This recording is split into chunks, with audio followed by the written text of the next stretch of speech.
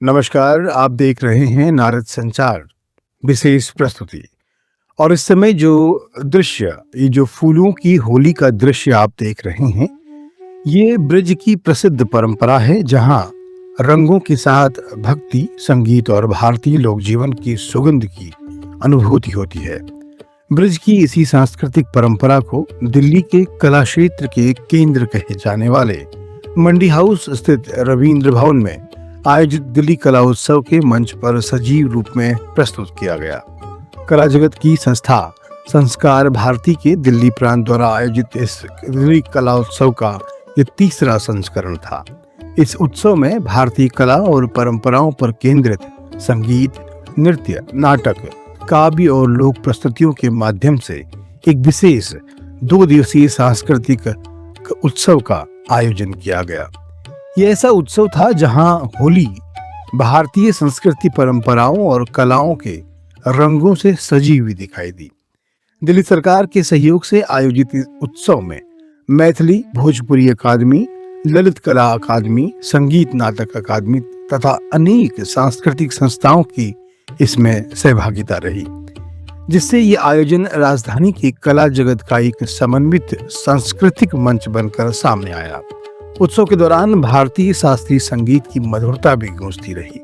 प्रसिद्ध संतूर वादक पंडित अभय सोपोरी ने अपने संतूर वादन से राग भारतीय की विशेष प्रस्तुति दी। उनके द्वारा निर्मित यह नवीन राग था और दिल्ली कला उत्सव की यही विशेषता है कि यहाँ इस प्रकार की विशिष्ट रचनात्मक कलात्मक प्रस्तुतियां देखने को मिलती हैं।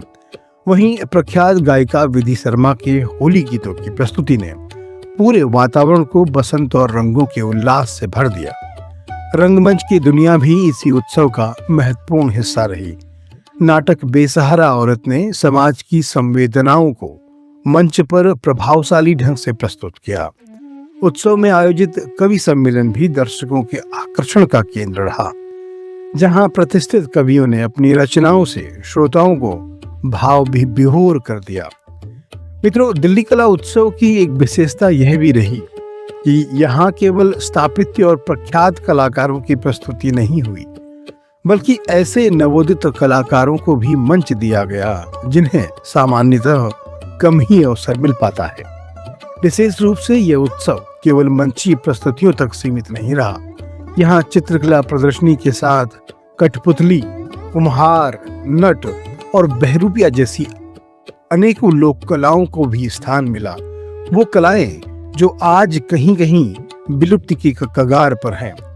जादूगर की प्रस्तुति, ढोल की थाप और दिल्ली छह के पारंपरिक व्यंजनों की खुशबू, इन्होंने पूरे वातावरण को एक जीवंत सांस्कृतिक मेले का रूप दिया। सच कहें तो यह उत्सव कला, संस्कृति और परंपरा का एक संपूर्ण अनुभव बन गया। कुल मिलाकर दिल्ली कला उत्सव भारतीय कला, संस्कृति और परंपराओं का एक ऐसा संगम बनकर सामने आया जिसने राजधानी में एक जीवंत सांस्कृतिक चेतना का अनुभव कराया है।